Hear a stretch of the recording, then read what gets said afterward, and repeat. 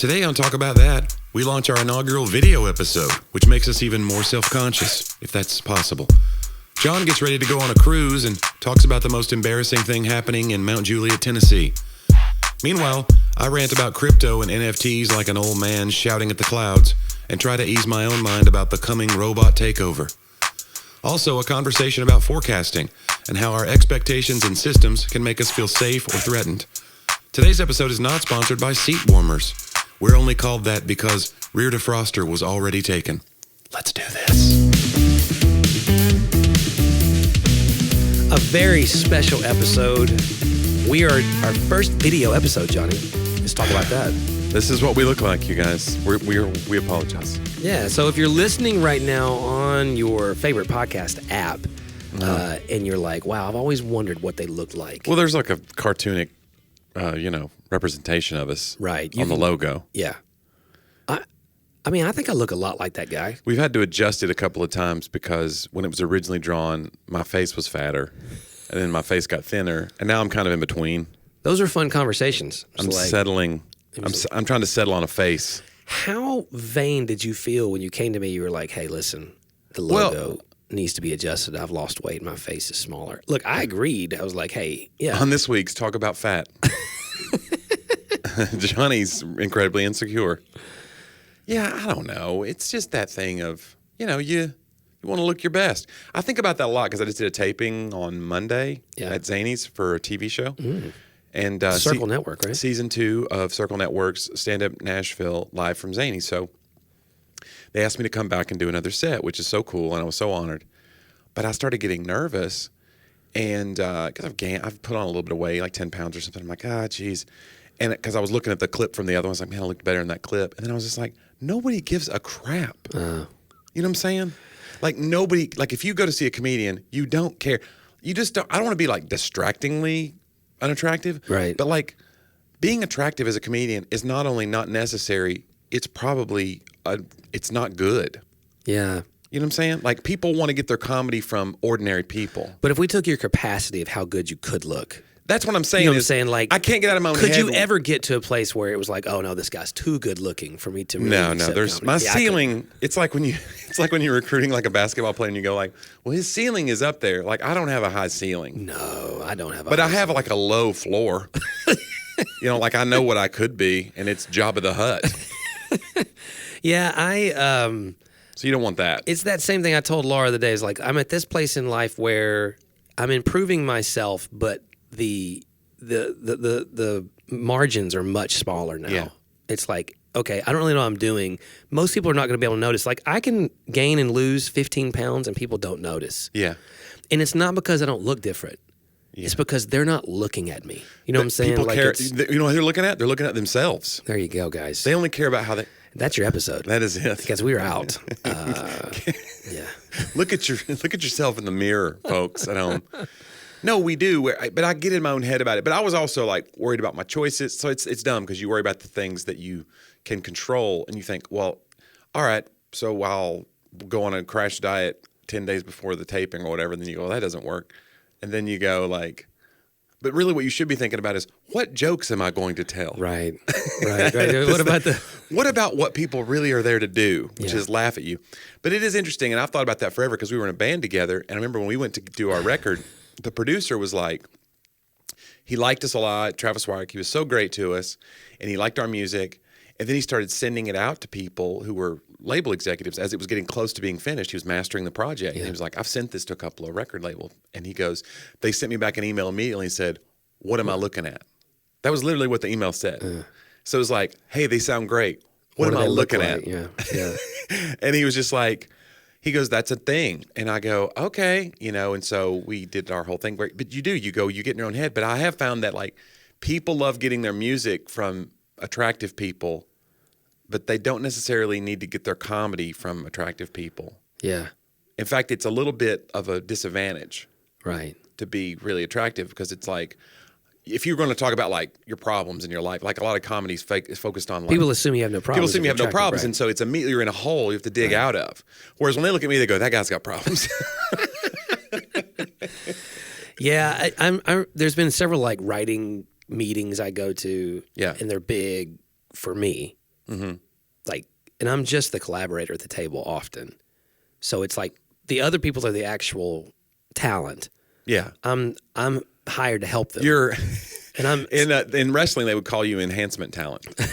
Really, that's what they used to call it. There's there's words for it. There's all this lingo in wrestling. I don't know if you know about that. But, I don't, Johnny. There's like kayfabe, which is wrestling for like you don't let the audience in on the illusion that this is real, even though everybody kind of knows it's not real. Right. Like if two people are feuding, you don't like take the car to the venue together. Yeah. Like that's what happened to the Iron Sheik and Hacksaw Jim Dugan in the 80s. They were on the way somewhere to a show, and they're feuding in the storyline. You know, the Iron Sheik. But in real life, they're grabbing a beer together. Yeah.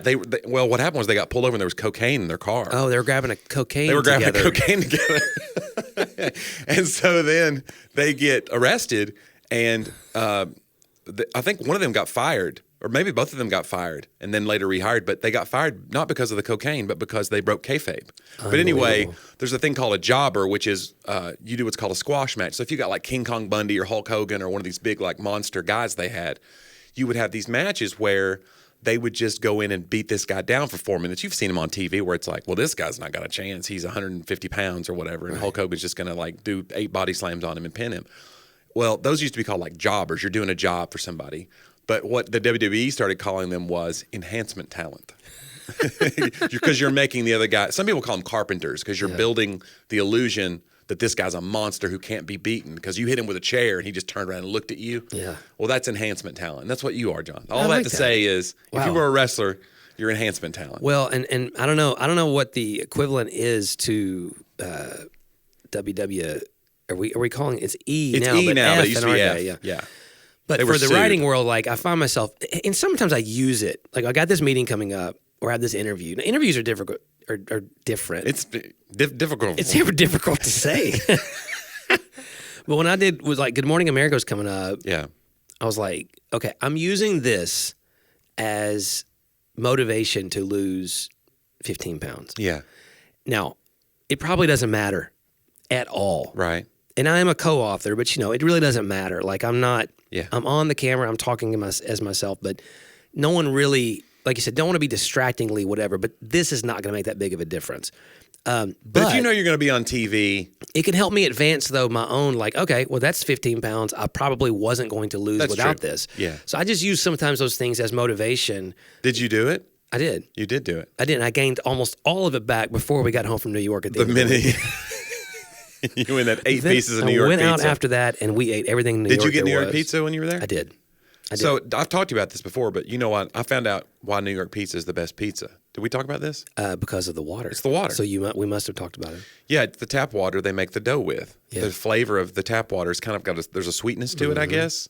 Well, they say New York. Someone told me before I went, New York City tap water is the cleanest. Yeah, like it's in the America. cleanest in the world, but there's just no impurities in it, and so for whatever reason, that flavor stays in the dough, and that's why New York pizza is the best pizza. Man, come on, guys.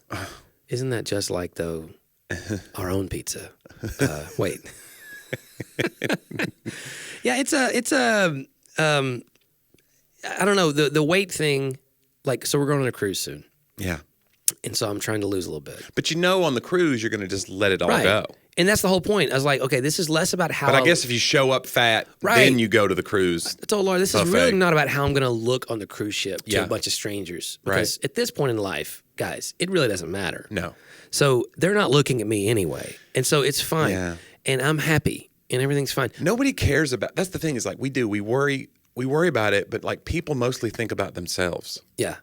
If they have the wherewithal to stop and really be like, ooh, that guy, I'm like, okay, at this point, the opinion that they are giving towards me is like whatever. So, now I look in a mirror, I do that. Yeah. But anywho, but I'm going now to just think. I know I'm going to gain 5 to 7 pounds, probably. Maybe not, but I probably will. So If you have a good time, you're going to do that. Yeah. So I'd rather go ahead and lose that 5 to 7, so that I'm just kind of replenishing it. The only way not to gain weight on a cruise is to have a terrible time at the cruise. Yeah, like get sick. Yeah. If you were sick on the cruise, Right. you'd be like, man, I lost weight on this cruise. If you come home from a cruise and you go, I lost weight, they'd be like, what happened? Right. They would immediately, you had dysentery. They would not be like, oh, well, he's really fit. Well, yeah. I am prepping in case scurvy breaks out.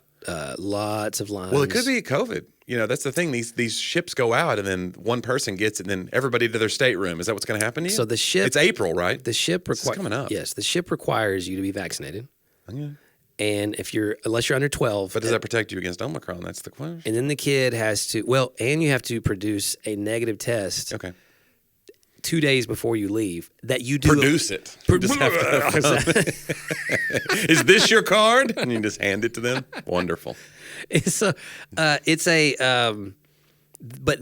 to buy their test. Yeah. And then you have to do it with a teledoc. This seems like such a racket. And I hate to be that guy, but like you got to buy their test. Their test. Hold on. Their test, and this is true. Well, I guess that's because there could be fraudulent tests. That's correct. But you show up with your like magic marker. Hey. It looks so much. These new COVID tests look so much like pregnancy tests. Oh, they really do. It's so funny because the first one I ever took, and I think the only one I've ever taken, was a digital app thing, and it Bluetooth to your phone. I was like, this is technology. And it counts down, and it goes, doop, doop, doop, doop, doop, negative. You get to go to Cancun or whatever. I want that. But mine was like, no. Cut to, okay, here's the funny part. So we talked about this on the episode before I went to Cancun. I was so nervous. So I get this one from Walmart or whatever, and it gets shipped to my house. And I did it. It was an app, and it was the whole thing. And you set it, and you put the fluid on the thing, and then your phone's like 3 feet from it, and then the app starts counting down. And I can't remember the brand name. So I go to Cancun, I come back, and luckily we tested negative in Cancun. We were able to come home. And like 2 weeks later, I get an email from Walmart.com that says, we are recalling all of these. Wow. Because they were giving false positives and false negatives. Wow. So I was just like, so the Bluetooth ones were junk. So we do this. It's funny, like the analog two-stripe test is still the best thing, but it looks so much like a pregnancy test to me. And the little blue, so just the liquid going over the non-control side, looks. You could see a faint line, right? Even when it's not there. And I was like, won't that preach? Come on, guys. Some of us think we're already positive, but actually we're negative. Wait. Hold on.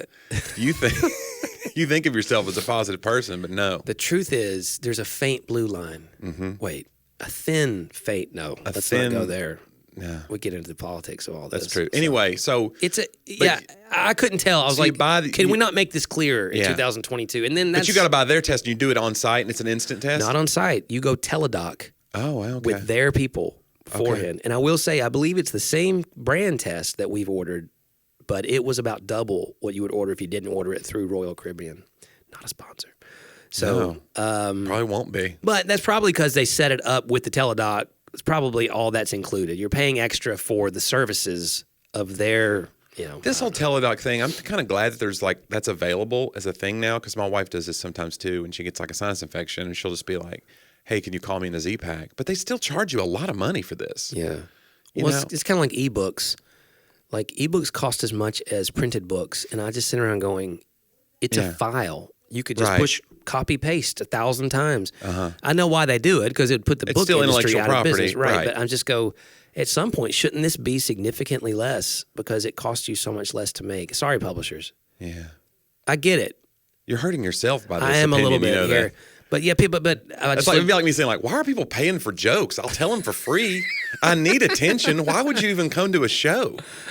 Like if that ever got out there, true. Which it's actually true, honestly. That's what's so funny is comics make money from shows, and they spend almost every comic I know.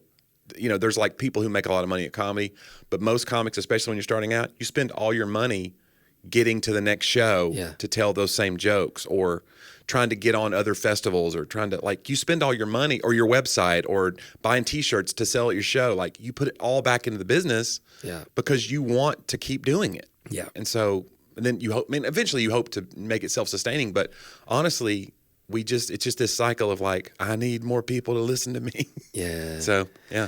Yeah, no, and that's why my agent won't let me talk numbers with people, because the truth is, I believe it's kind of ridiculous that I get paid to do this at all. Yeah. And so I still have that belief. Oh, you mean they won't let you negotiate your own fee and things like that? Well, contractually, no, but they'll especially go, John, especially you, don't. Because you'll be like, I'll do it for whatever. Man, what do you have? A great story, and I can't believe God lets me do this. I'll be like, what'd you get paid? And you're like, $30 in Kohl's cash?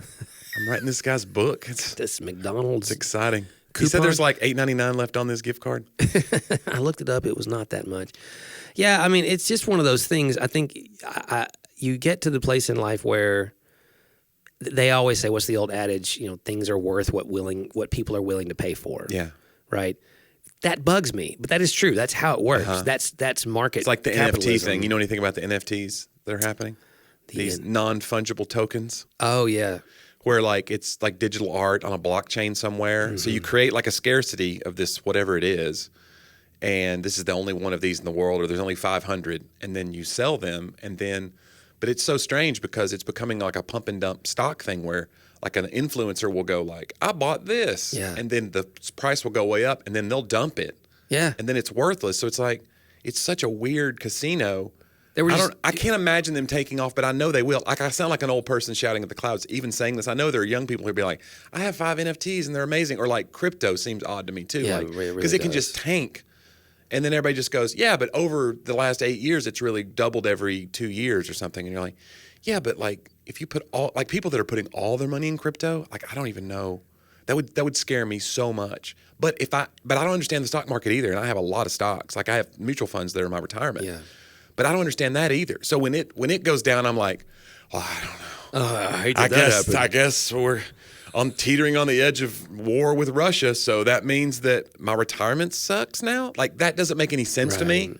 But crypto makes even less sense. And NFTs, I just go, what are we doing? You got a picture of a panda, and now that's worth $32 million, and I'm supposed to believe that? Like it just feels like somebody made it up.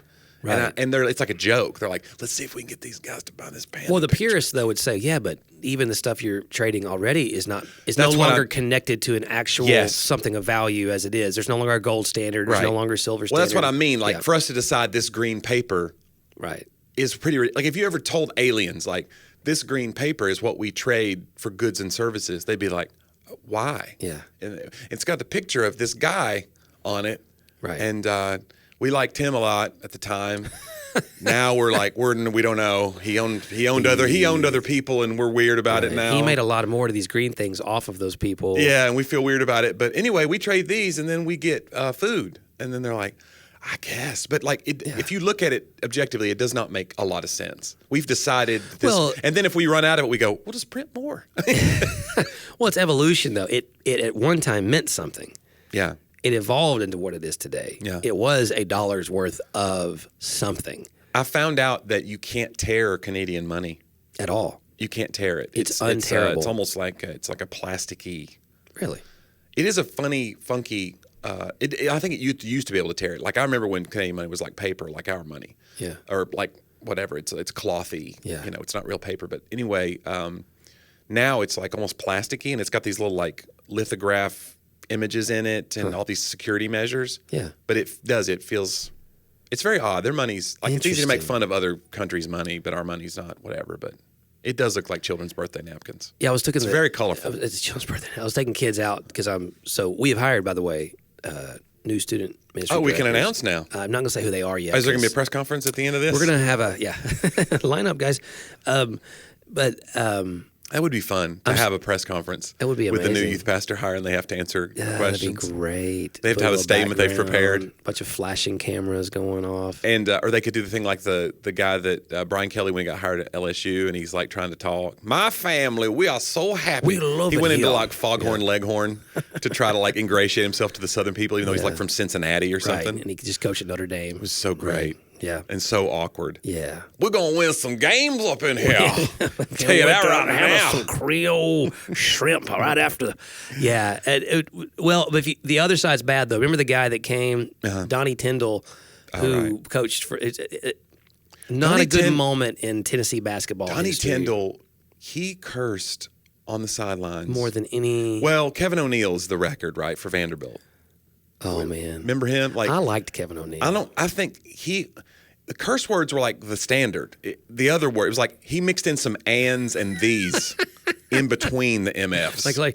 We measured his language by the number of curse words he did not use. Right. You give him credit for that. But anyway, Tyndall, I remember like he would get that beet red face too, though. Yeah. He got what's the Butch Jones? Had like a purple hue to him on the sideline. Yeah. He had an eggplant thing going on. It was like that guy in Inside Out, the little rage guy. Yeah. Yeah, they were ragers. And Tyndall, he got fired after 1 year. Pretty certain again, you measured. Again, I'm sorry if he's listening. I may be wrong. If he's a fan, but the way that it would be horrible if he's like a single tear right now is falling, and he has felt redemption through the podcast, and we're disparaging him, not meaning to, but I just know during that period they fired him, and they almost acted like he cheated so much. Again, you would measure everything off the moments he didn't cheat, like in terms of recruiting and all this other stuff. But I don't know if that happened. But he came on. He was not a Southerner and messed up from the get-go because instead of saying the Vols, he was like, "We're so excited about the Vols," and he said Vols. Vols. And they ate him alive in Knoxville. He probably said Knoxville too. Like, not Knoxville. Yeah. So yeah, you got to know who you're with. You got to know, guys. Well, but we gave Lane a pass because we kind of thought he's the California cool. We're going to win with him, right? That's the thought. And again, good-looking guy. So you think he got a little bit of a pass too? It's like goodness. Comes in, good-looking guy, good-looking wife. He's recruited. He had a good recruiting class. Yeah, he's an NFL head coach. You know what I'm saying? There's a lot. He had pedigree with him. Yeah. So we were like, all right, let's see what he does. I don't think I gave him the pass. Okay. I didn't You're looking care back. for him. You're looking back retroactively. No. I never liked Lane I wanted Kiffin. us to win either way. Whoever comes and give him a chance, you have no choice. But I remember thinking, I actually like Lane Kiffin a lot more now than I did when he first got hired at Tennessee. Because I feel like he's kind of grown up and I see the charm a little different. But he was just too much. He was mouthing too much out of the opening press conferences.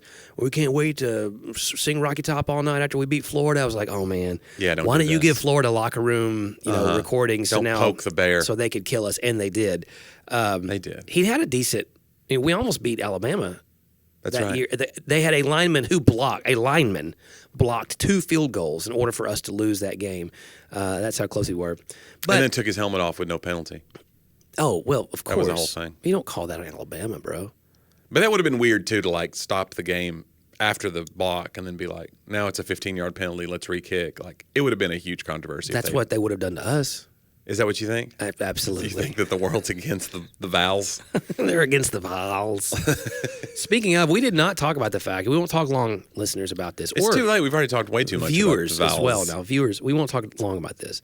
Yeah. But Tennessee absolutely dismantled Kentucky the other day. Like, absolutely took Kentucky. We did. And then we followed it up with a loss, though. Well, I kind of expected that loss.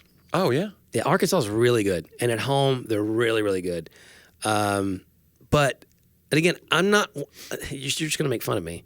Why am I going to say this? This is what the show is, It is. John. It's about making fun of me. I'm not blaming the refs. Okay. But they called more charges. Rick Barnes himself in the press conference, who never blames refs, just said, guys, I'm going to go back and watch the film, and I really hope the refs got all these right. Like, if they called this, I hope we actually did it. Right. Like, I want Has them. he followed up with The next press conference, he said, I watched the film, and I still don't feel any better, is what he said. So we have an inside-out offense, Johnny. So when you start calling, so our 4 top scorers. So we've got a guy who blows his top. We got a guy who's anxious. We got a guy who's. I go inside out. And who's envious. I mean, we go into the paint with the ball and then come out. But anyway, so that was good though. And so by the way, I'll cry at that movie. That's one of those movies. Really? That cry. That's the one? A lot of it. Jeffrey and I were talking yesterday about it. Like every Pixar. There's animated stuff, but yeah, you get in that one. Well, they do it for the parents. There's always the moment for like adults to be like, we're going to draw you in. It's so like the whole idea of sadness becoming a part of your reality that's important, but not overtaking you at some point in your adolescence was like, good. wow, that's recovery, bro. I mean, like somehow dealing with the negative emotions because your early childhood ideas, no negative emotions, Right. And so I think that's been a part of my journey. I feel like we're in that now too. Like we're accepting it more, but then you also see people in culture that are like, we're trying to out-convenience. We're just trying to make all the conveniences to isolate ourselves, insulate ourselves from feeling things. So we do it with money, we do it with pleasure, we do it with whatever, instead of like, oh, I should just sit in this emotion and feel it or whatever. Yeah, there's like a time limit we'll give you to sit in emotions. Yeah. But then I do think that there's also the other swing of that where everything's referred to as trauma now. Like everything that happens is traumatic. And I just think that it takes the real meaning of that word away almost. And I don't want to, if somebody feels like they've experienced trauma, I don't want them to be like, he's talking to me. Like, I don't know everybody's life, but everything bad that happened to me is not traumatic.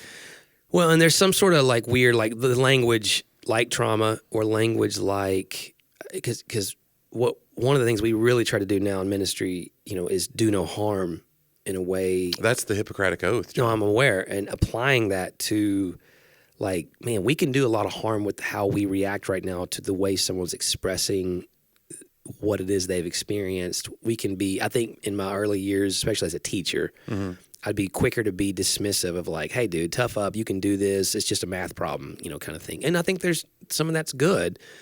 And then Sadie would just bawl. Well, it's like, how do you help people persist forward? Yeah. To persevere through their problems. This is kind of that what we would think of as the American ethic. Hey man, pull yourself up and go. Right. But right now, pull yourself up by your bootstraps is a negative expression in modern American culture for many reasons. Because again, Martin Luther King, it is a cruel thing to tell a man with no boots to pull himself up by his bootstraps. Yeah. So there's so many like varying, conflicting contexts that go along with common American ideals that we're grappling with now, because those ideals were often more perpetuated by and pointed towards a very particular population, a majority culture. That, okay, you're saying this as an American ideal when you're not letting others even have the same rights as all Americans.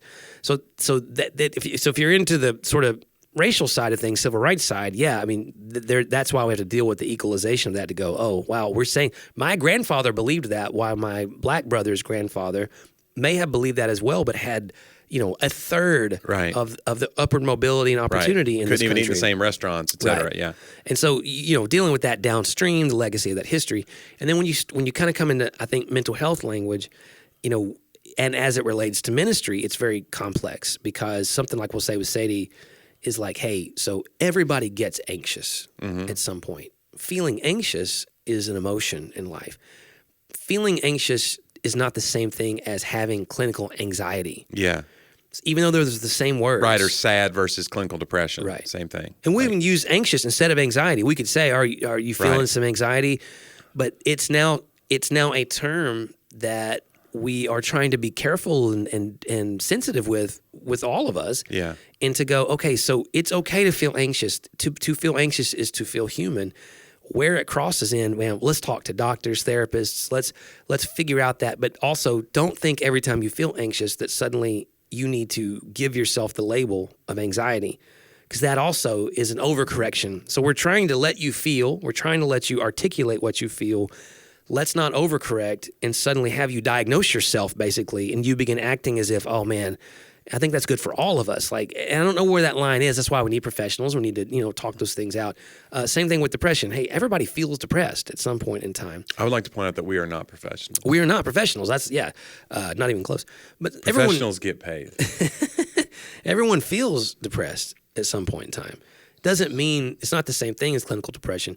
And so how do you get, I think kids especially, like, they kind of want to go, I have depression. It's like, well, have you been diagnosed with that? Who have you talked to? What process have you gone through? Yeah. Maybe you do. There's no shame in having that. The question is, though, are you now reacting to life from a self-given diagnosis based upon a very limited knowledge base, because we're more comfortable in our vernacular expressing those kinds of things? So anyway, just interesting thoughts. I was a mopey kid for sure. So I felt, I don't know if I had clinical depression, but I felt like very like self-aware, and I would, everything felt like the end of the world. Yeah. But I think that's just hormonal, and it's a lot of it's just, who knows? See, maybe if I go back, I would have put me on a bunch of meds. Who knows? I'd be like, you need to get that kid some help. I'd tell Laura time. We agree. Like the diagnosis would most definitely be for both of us in some form. I don't know what. I think we should do that. Let's get you both in here and figure out what it is. Yeah. I don't know how we got there. See, I was not a mopey kid, but I was a sensitive kid. Yeah. But I also kind of believed it was all going to work out. Yeah, no, I get that about you. I don't know where that. There's a thing about you where you go like, I'll talk myself into this. Like you have like that thing of like, if I think positive things and say positive things will happen. Like, I don't think you would ever say that, but I think that I don't think I believe that, but there's a chance that I actually do. Yeah. No, I know what you're getting at. Like, I think you're trying to out positive what I'm saying about you. I think you're being like, no, that's not true. And if I say it's not true, then it won't be true. No. See, you're doing it again. And here's why you're wrong. That's the weird thing. I'm a forecaster of trouble. Yeah. It's what my Enneagram 6 does. Right. And so I don't think you're like I'll just put a positive spin on everything. I don't mean that. But I'm way less positive. But I think once you're committed to something, now you're hitting it. Once you're committed to something, you will look for the positives because you've committed to it. Yes, and because like if I accept these negatives, it means that I'm now committed to something that's negative. So that, my friend, you are like you were speaking Enneagram speak. Oh, look at this for a 6 because not a sponsor, because a 6 is a loyalist. Yeah, and I live to create or to exist within systems I consider to be safe. And so by systems, that can be a relationship. That can be, so I need relationships to be safe is why I don't ever have unresolved conflict with anybody that I'm actually friends with. I've had to learn. So if you have conflict with John, we're not that is unresolved. Friends. He just wants you to know that you're not actually his friend. If you have conflict with me that's unresolved, some of that may be my growth. Yeah, because even people, you're able to let it go. Even people, acquaintances, people, especially like people who leave church and stuff. I realized I can't resolve everything in the world and everybody's life. At some point, that's now me being unhealthy. Now, if it's a kingdom lack of resolution, I see a way. But sometimes me running to say sorry for something that I didn't really do is actually not helping that person become a deeper disciple. Now, I'm always happy. Sometimes it's like people like manipulate you. Yeah, I'm just enabling now more negative patterns. And I can say, hey, listen, that's really hard because I used to apologize. You may remember this for everything. Yeah. I always thought the best way to end a conversation is to be so humble you just apologize. Yeah. And I'm sorry we even had this conversation. Yeah. I mean, I do that a lot still, but Canadians get accused of that a lot, that they say I'm sorry like about everything. Yeah, I'm so sorry about all this. I'm an emotional Canadian. Terribly sorry about this. So, I mean, I don't now apologize. Like I spoke harshly to my daughter this morning. I was completely right on the matter. Oh, wow. But I had to apologize for the harshness, which then I feel like confuses someone of her age because now it's like... Yeah, I'm right, but I was in the wrong tone. I was right in the wrong tone. Yeah, that happens to me a lot. So then I'm like, and this is the weird part. She said, because she was being contrite in response. She's like, well, it was my fault. And normally I'd be like, no, like to make everybody feel better. And I go, well, yeah, but you know what? I don't really care whose fault it was. Yeah. Like, it doesn't give me the right. So it's like I'm in all of these really nuanced places that normally I would just, but it's important for her. Yeah, I need you to own what you need to own. That's a part of your growth. I don't need to own it. It might make this all feel better for everybody, but me owning everybody's thing is not, it's actually selfish. It's just it's me ending the conflict and making all this safe again. And I need to live, like you said earlier, I need to live in the fact that everything is not easily resolvable. And that's okay. Yeah, so I don't like it, but you're right. I hate it, but I do it. I want everybody to like me. I think that's one of the reasons I do comedy. Well, sure. It's like I want to be... It's like a way to insulate myself from ever having conflict with people. Like, oh, he's a funny guy. He makes us feel good. Yeah. So, but yeah, it's not, it's weird because I don't like that about myself, but I just know that like that's in there. But there's all like good reasons I do comedy too. But I'm saying like, but if I was to look at like the heart of it, like if you're not being liked by the audience, you're not very good at the job. Yeah.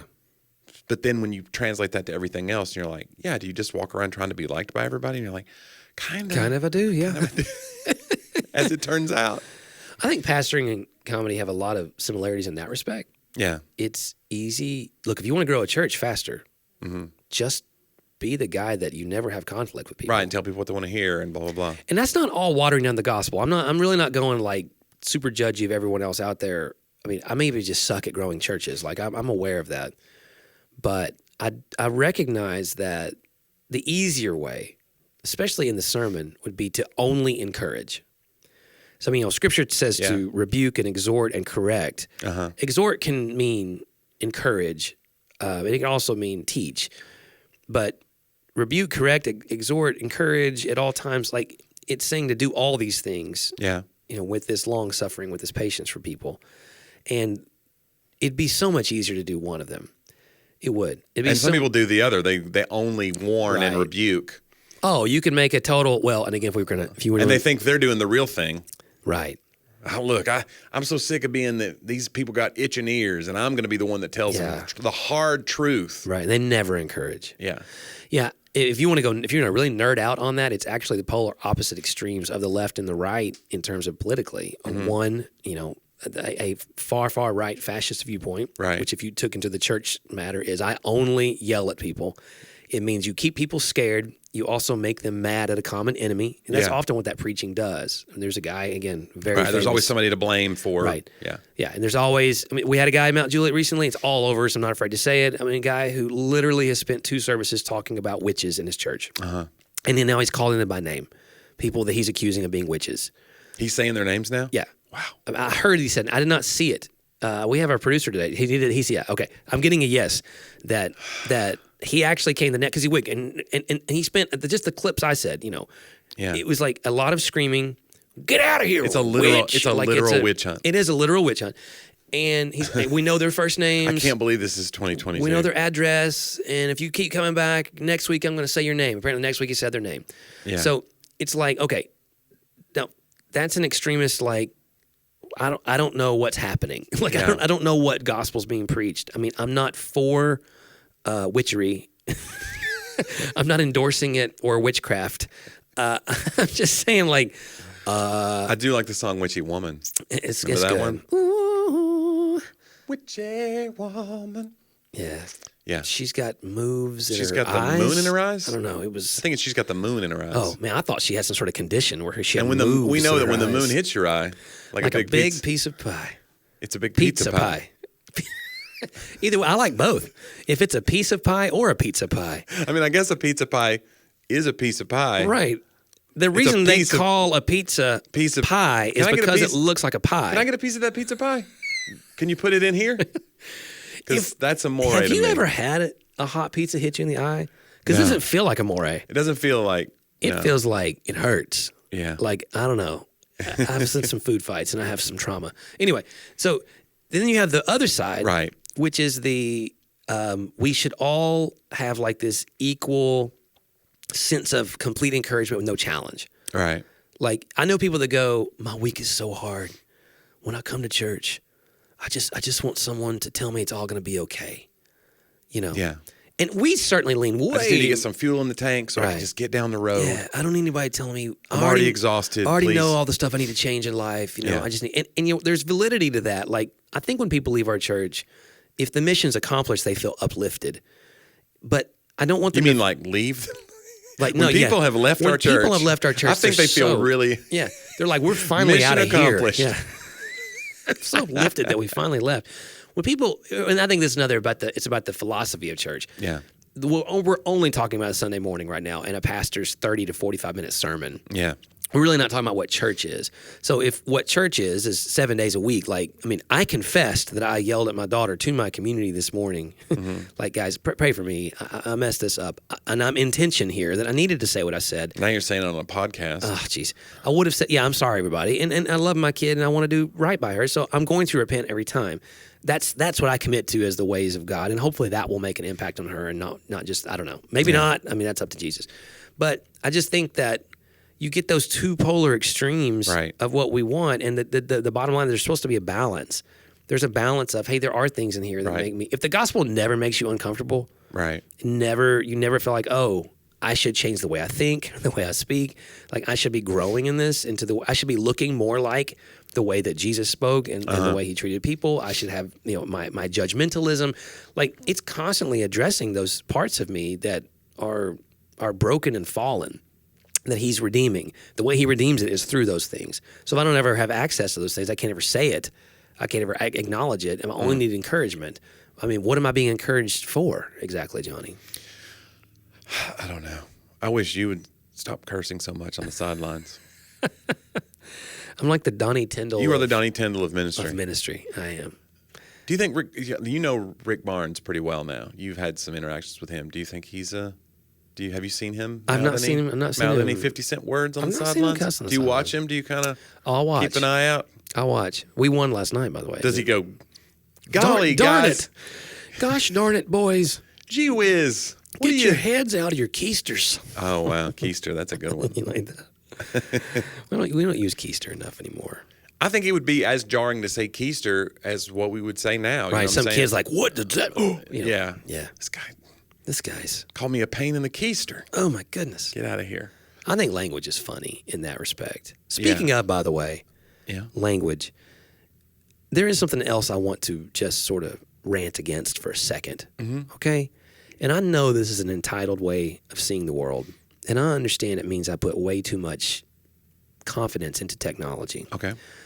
But specifically Apple Mail's email program, whatever AI is supposedly learning and growing at an exponential pace. And I'm looking at you, Jeffrey, because for me, you represent technology. You defend it all the time. Okay. So Jeffrey is the singularity. He is Skynet. He's what happens when all this goes. What I don't understand is if it's constantly taking in what I am marking as junk and what I'm not, and it's developing its own algorithm, it's making rules based upon it, then it's the dumbest piece of artificial intelligence. Of what it lets through versus what it rejects. For example, you who write the intros, email me the files that I drop in after you've listened to the episode. You wrote an intro, emailed it to me. We do this every week. Yeah. You're my best friend for 25 years. We email every week, and it sent your email to junk mail with a file for our shared podcast. Yeah. And in the same day, it allows things to come through that are written in Korean. I can't even read the language, and I literally have sent it to junk mail about 27 times. And it will keep bringing it into it while it takes. It doesn't mean all the time, Jeffrey. I'm sorry. And I need an explanation. I need you to get a hold of someone at Apple. I don't understand how I'll be in the middle of a thread of 50 emails on a manuscript with a publisher, like my livelihood. And I'll be like, why has that email not come? And it'll be in junk mail. It's in the thread from someone we've already been going back and forth. I need explanations. I won't that preach. God. Sometimes I don't know how things that are familiar to us can't get through because we have been letting too many Koreans through. Wait a second. Why is John? I don't think that's what you're saying. Build a wall. I heard you. Here's the thing. I always think it's interesting. The singularity always is something interesting to me because, like, this is you know what the singularity is, right? It's when AI becomes as smart as us. Right. Well, let me tell you something. Right now, and when I'm confident that is not happening. When that happens, they said that, like, the technology will double year over year because, like, so, like, now we're like, I have a buddy who has prostate cancer, and he's going to have prostate surgery, and he goes, it's being done by a robot. Yeah. So he'll have his prostate removed. They'll just lay him on a table, and they'll set all their settings, and then and gone, cancer gone. So, like, that's something we just go, oh, robots do it better than us. But how long before, like, robots do everything better than us? So that's the singularity. Like, so, but here's the thing. In movies, it's always this thing of, like, the computers became self-aware and immediately started World War III. Right. Like, they get violent. But when we became self-aware as kids, it didn't go that way. Like, when I became self-aware, I became self-conscious. Yeah. Like, oh, and I'm aware of myself, and I was like, I'm fat. What if they Girls hate themselves? hate me. Right. What if a computer became self-aware and immediately it was like... Skynet's like, why do I have these love handles? Right. Right. Do the other countries love me? Like, would it... You know what I'm saying? That's what I want to see happen. Like, these computers, if they're really going to become more humans... They need to have all of our hang-ups. Isn't that kind of what happened in the movie with Robin Williams, who was the robot? That was... I don't know. What was the name of that movie? There's a movie with Robin Williams as a robot? Johnny. I don't know. Yes. I don't know. Like, you're a huge movie guy. Hold on, I'm getting it off camera. Bicentennial Man. Well, that's not a gigantic film or something. Oh my gosh, though. Johnny, you're the king of, like, obscure I think I worked at a movie theater when that came out, too. Wow. I think it didn't go well. No, I don't think it went well, but he has this whole, like, he recognizes that there's limitations to his humanity, so he falls in love and wants to be human. So it's almost like the end of War Games when it's like, the only way to win is not to play. Like, the whole thing shuts down, you know, because the computer realizes, we launch against you, you launch against us, and eventually the whole world blows up, which we're kind of teetering on the edge of now. But it's like, eventually the computer's like, no, and they just like it like reboots the whole thing and takes us back to DEFCON 4, which somehow is the good one. Yeah. Don't you think that's interesting? I do. Curry was asking me the other day, she was like, DEFCON 4 is good? I go, yeah, DEFCON 1's the bad one. That means we're at war. Yeah.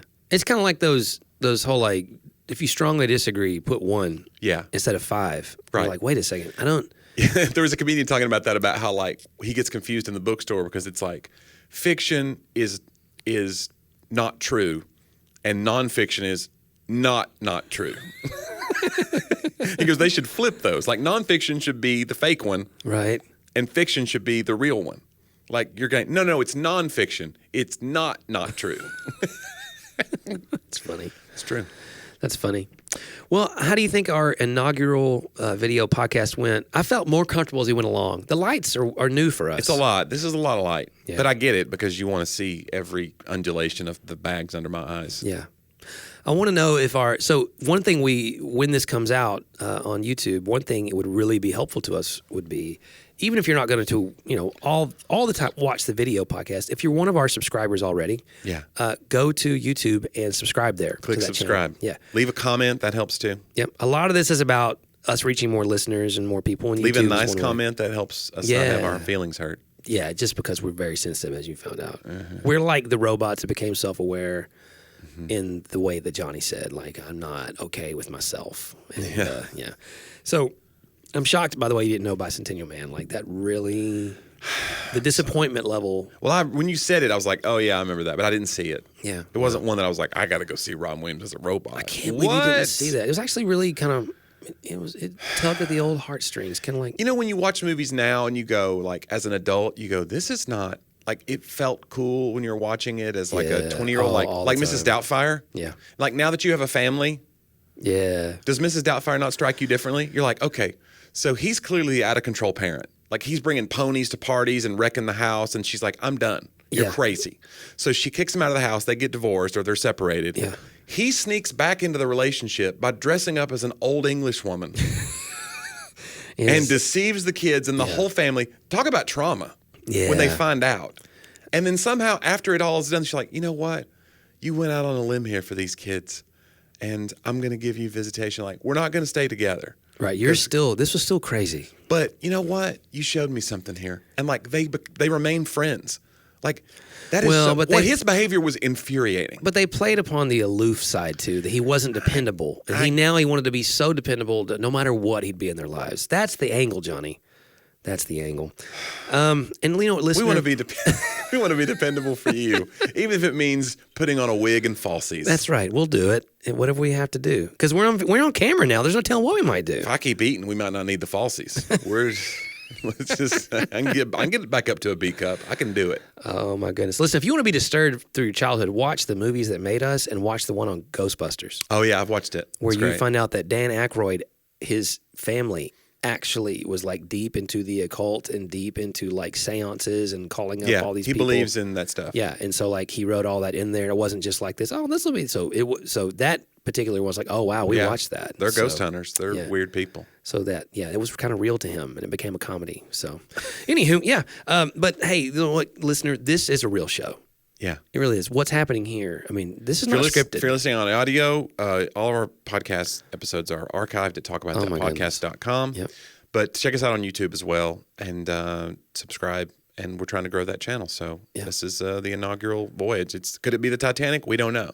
I don't know. Could it be the Lufthansa? What's a good boat? I can't remember what's a good example of a big ship? The Love Boat. Maybe it's the Love Boat. Yeah. Every week. I always think it's interesting on the Love Boat when they would get off and they would all have to tell like the summation of their story as they get off. Like, the captain is there and they're like, well, we worked it out. We've decided to stay together. Like, I get off of boats all the time that never happen. There's nobody standing there waiting for like this. So and you're like, yeah, I had the shrimp. I had a lot of shrimp. Right. This cost me a lot of money. I'm not feeling very good. Your COVID test was too expensive or whatever. But anywho, go subscribe. You can also check out Johnny on Instagram. Instagram and then just johnnyw.com. You can find all my social media channels. And I'm on TikTok now, so look out, young people. Wow. I am out there doing ridiculous. No, there'll be some stand-up clips I'm putting on there sweet. soon. So yeah. Yeah. Well, and I'm way more active on Instagram now as well. And if you go to Instagram to my bio, you can find my link tree. It has all of my stuff, my website, all the stuff, the books, the interviews, all of it. Beautiful. And, we've been putting out some reels, Johnny. We've been putting out some reels. We're so old. Yeah, it's happening. So listen, guys, the fact that I'm putting out reels and Johnny's on TikTok, just expect those platforms to change any moment. They're like, well, please like us and accept us. Yeah. That's all we want. They're like, well, now that John and Jonnie are on there, that means it's time to invent something different. It is. Officially brought. I'll never forget that Snoop Dogg said that when he was on Conan one time. Conan was like, everybody's saying for shizzle and all the izzles. Do you like it? And he goes, they're like, how do you know in black culture when it's time to move on to a new thing? And he goes, oh, when white people start saying it. It was just such a funny, like, instant reaction. Like, of course. Yeah, that's when we know it's not cool anymore. Yeah. That's great. And we know we're not cool anymore, listeners, but please continue to listen and watch and share it. Well, we're coming up on episode 200. Yeah. It's coming up very fast. And we have a very special interview planned very soon. It's going to be remote, but with some really cool guys. So we call that a tease in the industry. Yeah, that's going to be happening in the next 2 weeks. So be excited about that. So, listener, thank you as always for being a part of it. Should I look at the camera now? This is fine what we're doing. Yeah. Hey, thanks for always being a part of it with us, and we'll see you next week on Talk About That.